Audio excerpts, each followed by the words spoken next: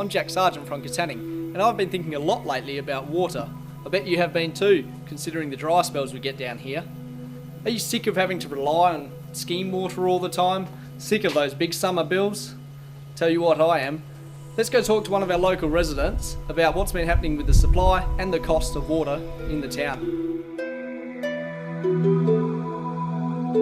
Hello again. Today I'm with Wayne Katanning. He has 13,000 litres of stored water. He's looking to upgrade to 25,000. Let's sit inside, Wayne, and talk about it. Yep. Wayne's wanting to install a 25,000 litre water tank with pumps, filtration, etc. Mainly in the end to get him off scheme water or only have it as a backup. Tell us, Wayne, what led you to that decision? I think the main crunch that really made me think about it was when I heard that Katanning is actually getting supplemented water from the desalination plants, which means that we've passed the point of being sustainable from our rivers. I've done the sums with the roof areas, and in an average year I could fill a 90 odd thousand litre tank just in rainwater. That's going to have enough to do your gardens and showering and everyday use, drinking water and such? No, you probably wouldn't be able to do all your gardens. You just have to do selected high value areas. Well, as you know, the water bills are on a sliding scale. The more you use, the dearer it gets. So our average daily use says here is only about 60 cents a day last year, but this year it's gone up to, because of the increases, average daily use is nearly 90 cents a day. With tanks, I'd imagine that'd drop down maybe 10-20 cents a day.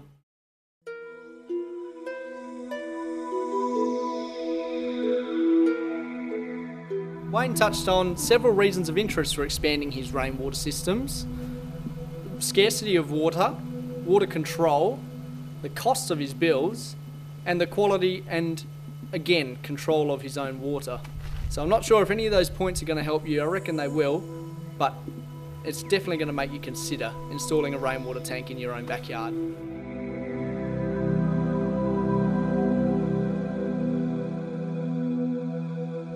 So let's find out a few of the things you need to do to install a rainwater system in your backyard. Let's pop into the Katanning Shire and speak to the Environmental Health Officer, Shane Chambers, and see what he has to say.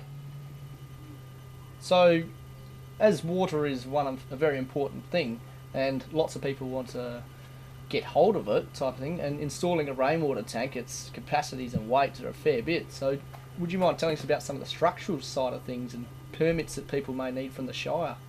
Yeah, definitely. Anything over 10 metres squared may require a permit, a building permit.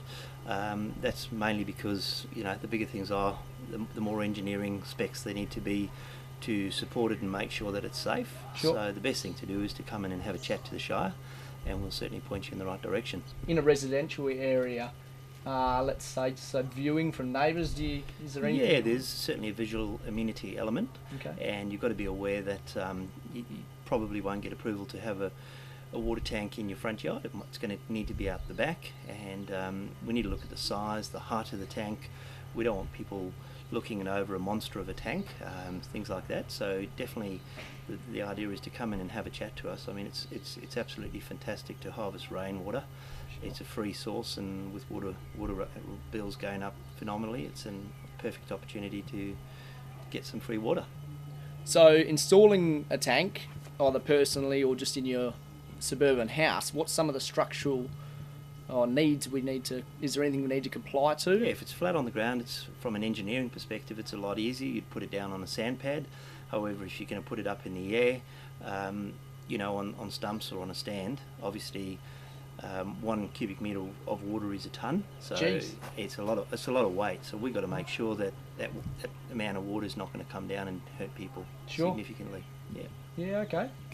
So picking up a tank from your local store, does that normally they all comply with Australian standard? Most tank manufacturers will be have the Australian standard stamped on them, so I'll check that. But generally, your manufacturers who you're going to be dealing with will know, and they'll have their engineering spec and what needs to be done, how the tank needs to be erected. So they'll provide you, the manufacturers will be able to provide you with a lot of that information. Sure, and obviously materials and etc. There's nothing really to be worried about there. No, you could have concrete, you could have a gal tank or plastic. There's various options out there on the market. Sure. And just need to come in and have a chat to us.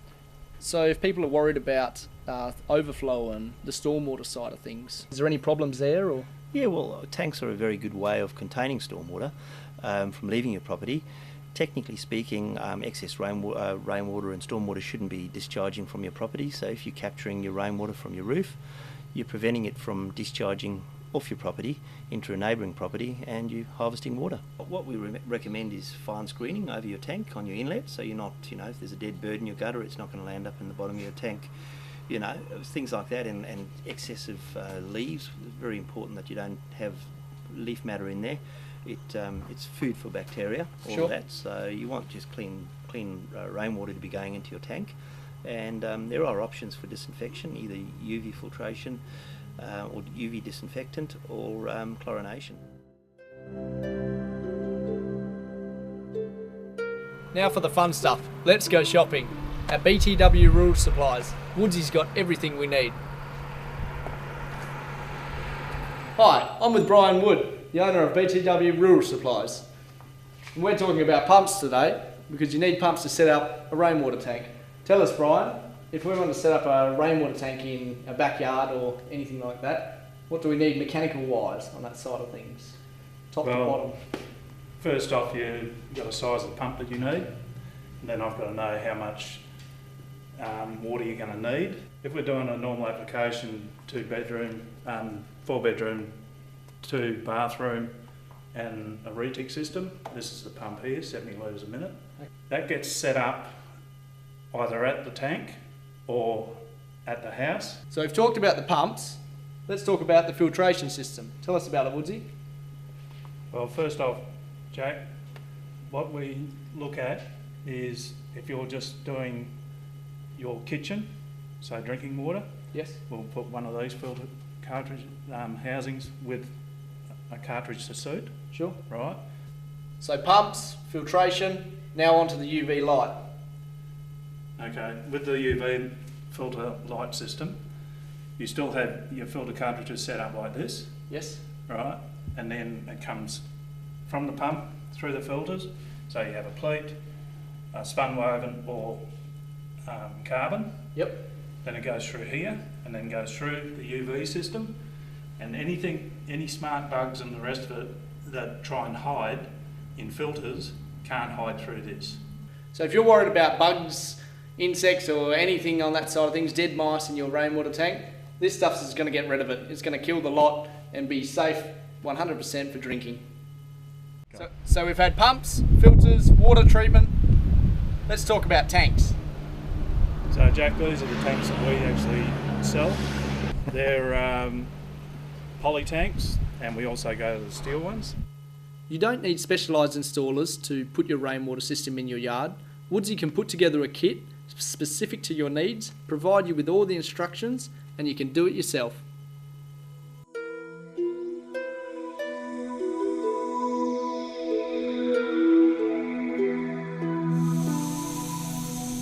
So whether it's about rising costs, wanting water security, wanting the water quality, from what we've just heard, it's very simple and efficient to set up your own water system.